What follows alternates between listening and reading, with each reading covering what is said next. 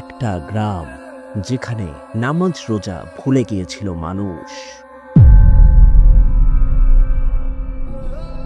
যারা ধর্ম নিয়ে করেছিল ঠাট্টা, তাদের জন্য অপেক্ষা করছিল অদৃশ্য এক বিচার।